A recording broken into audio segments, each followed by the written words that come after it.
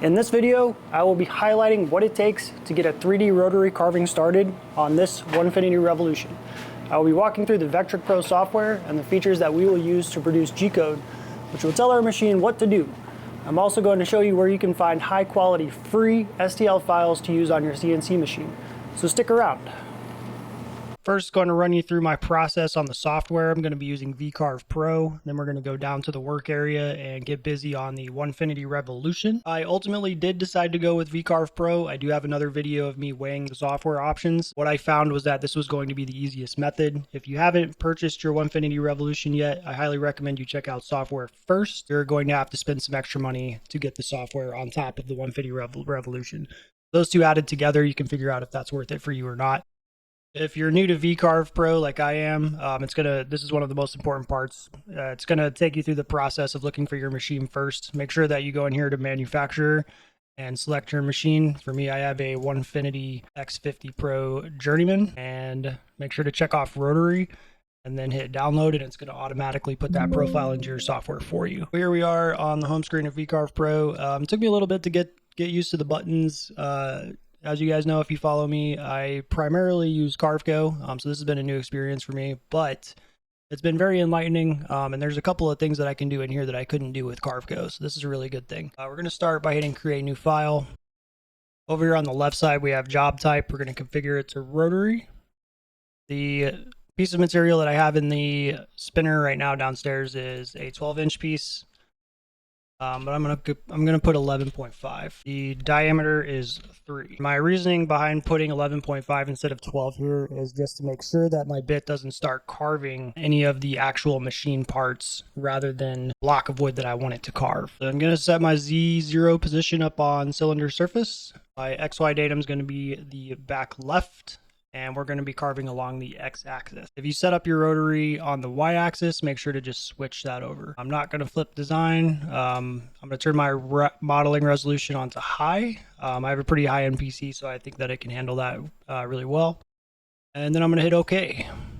For the 3D STL that I'll be importing today, I went out to Thingiverse, and this is really cool. So if you didn't know this, you can go out to Thingiverse and get some of these for free. I was able to download a 3D STL of an Atlas holder. So I'm going to go ahead and import my 3D model up here. This button, import a component or 3D model, top left. I'm going to go ahead and hit that, navigate over to where I saved my file, which is Atlas column STL. Going to go ahead and import that. It does a lot of this for you automatically, so it's super simple and easy.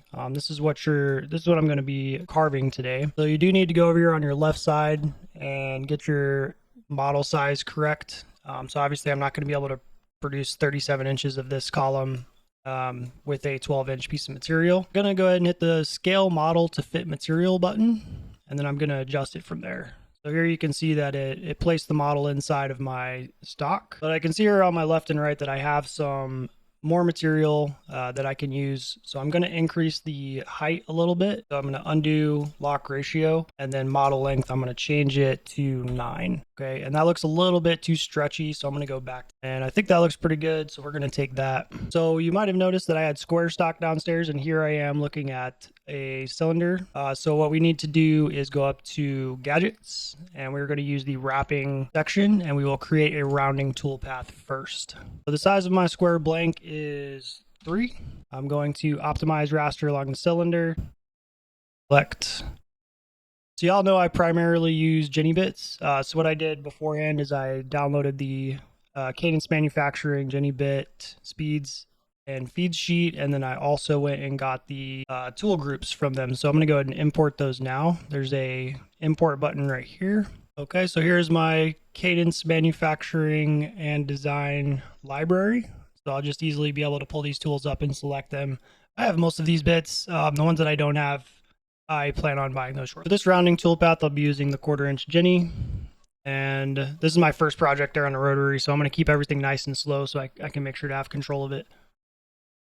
Okay, click on select, and then we'll hit OK. And you'll see here that we have the plan. All of these blue lines is where the G code is going to route that bit, so we can create that square stock into a cylinder. Now I'm going to go ahead and open up the Toolpaths tab. Here we keep an eye on this as we create them. One thing that is really important that you do just before you start carving your rotary model is you need to add a stem here. Otherwise the machine is just going to carve this right out and it's going to fall out of the clamps and make a real big mess. So you don't want that. In order to do that, we need to come over here to Components tab on the left and then Atlas column. Select both the Atlas column and the zero plane and then turn your combine mode to merge. Now we're going to go over to the zero plane and click on properties, and then we are going to set up a stem for this based on your model size. We're going to have a stem size, click on base height, and I'm going to enter 0.5 inches, and then you'll see that it produces a stem here, which will keep it from being carved out. So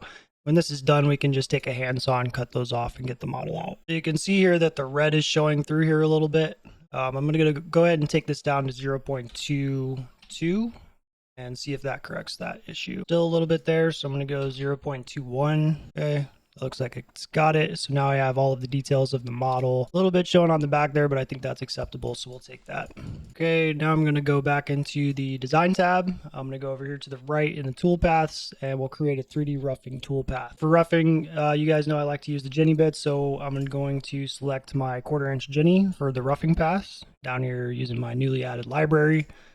Click on that one, then I'll go ahead and click on select. I'm not going to turn anything up really fast for this run. Again, first run, so I want to take everything nice and slow and make sure I have everything right. For roughing strategy, we're going to go 3D raster, and then for the raster angle, we're going to make it 90. Okay, go ahead and calculate that. This is the result of the 3D roughing toolpath. This is everything that the machine is going to be doing in blue. Up here, you can go ahead and play simulation. And the way the machine sees this is it sees it as a flat plane, as it kind of wraps around the model.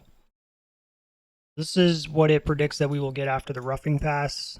That's exactly what I would expect a roughing pass from a 1/4 inch bit to look like. We're going to go ahead and model a finishing pass. Click on close over here on the right, and then we are going to click on 3D finishing toolpath. I'm going to select my 16th inch skinny Jenny for this. As usual, that's usually what I use to cut out my finishing passes. So click on that. Again, not going to update any of these settings. It's going to take it nice and slow. Click on select, make sure to delete the previously applied ball nose there. Now, I'm going to leave all of these settings the same and click on calculate. So this is what we have. If you've been around CNC carving for a while, you know that this is probably going to take a good bit of time. Before I send these down to the machine, I'm just going to make sure that this looks the way I want it to.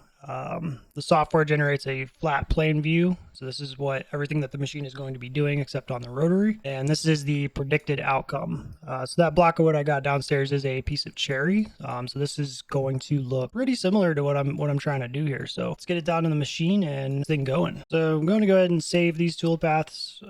Click on save toolpath over here. My post processor is the BuildBonics controller in inches. We're going to go ahead and save those, and I'm just going to go down the list one by one saving these. This is actually already easier than Carveco, so I like this. Save toolpaths all the way down. So now I have all three toolpaths: the rounding toolpath, the roughing toolpath, and the finishing toolpath. I have my machine fired up downstairs and ready to go. I'm going to go ahead and upload those toolpaths that I just saved. Onefinity actually added this cool feature where you can upload the whole folder, so I can upload all three toolpaths at the same time. Just go back and select that folder where you saved them at. For me, I have a toolpaths folder here where I saved all three of those. So I'm going to go ahead and upload all of it. There we have it. These toolpaths are now uploaded to the machine, so I can go downstairs and go ahead and get these started.